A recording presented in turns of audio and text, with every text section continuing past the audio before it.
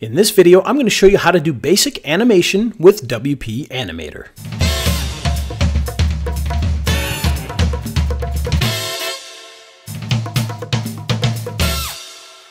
The first thing we're going to do is click on the WP Animator tab in the left-hand sidebar. In just a moment, your website will appear on the screen, and at the bottom will be the WP Animator toolbox. To adjust the size of the toolbox, simply grab the red box and you can move it up or down. To the left-hand side will be your animation control settings, and the right-hand side will be your project control settings, which consist of a handful of tabs. These tabs include your Animation tab, which will show all the different animated elements, your Settings tab, your Save Settings and Animations tab, your Docs, and your Close Program button. To the left-hand side, you'll also see a resolution setting, which will allow you to set it to full screen or to see what it'll look like in a mobile browser. To create our first animation, all we have to do is hit the New Animation button, and on the screen we'll be prompted to move our mouse over the website to select an element. On the left-hand side of our toolbar, we'll see our animation settings.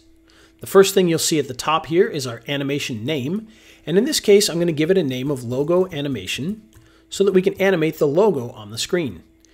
On the right-hand side, you'll see Logo Animation listed in our animation section here, so that we can come back to this later once we have more than one animation. As we hover over the screen, you'll see that each element has a red dotted line as we pass over it. This allows us to select what element we're going to animate. In this case, we're going to animate the logo at the top, so we're going to click on this. And when we do so, you'll see the default animation, which is the slide left. And now we can come down into our animation settings and make adjustments. The first thing we can adjust is the type of animation. Right now, as we said, it's set to slide left, but we have all sorts of different settings in here that we can choose from. So for instance, we could choose bounce, and when we do so, you'll see the animation change.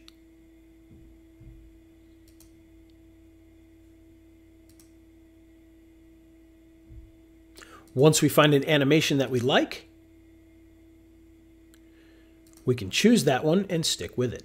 If we want to replay the animation, all we have to do is hit the play button, and we'll see it animate back onto the screen.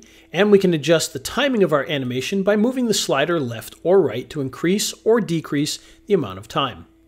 If we want to go higher than 4.9 seconds, all we have to do is type in a number in the box, and we'll see the animation move much more slowly. We can readjust that to bring it down to the perfect time. Once we're happy with that, we can move over to delay. This allows us to choose when the animation happens once the page is loaded. If it's set at 0, the animation will happen immediately upon page load. If we move this up, it'll delay it by up to 5 seconds. If we want to go higher than 5 seconds, we can type a number into the box. Now the next thing that we can set is a second effect. A second effect is an animation that happens after the original effect is over. So in this case, we could choose something such as Shake Rotate, and you'll see our animation is shaking and rotating. And this will happen after the original animation up here. If we want to see it again, simply hit the play button. And again, we can choose the time that we want this to last, so we could bring this all the way up to 4.9 seconds. You can see it animates quite slowly. And if we want to go higher, we can just put in a number into the box. Now the next thing that we can set is our delay. This is the amount of time between the first animation and the second animation. So in this case, we've got it set to 4 seconds, which means once the logo is animated onto the screen, it will wait 4 seconds and then do our Shake Rotate effect. Just below this, we have our repeat, which allows us to choose how many times we want to see that second effect.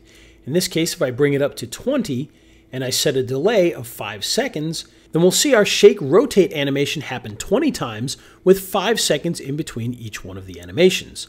We can set this as high as we'd like or as low as we'd like. And of course, if we want to go higher than 20, we can just put a number into the box here. In the next video, we're going to go over some advanced animation techniques.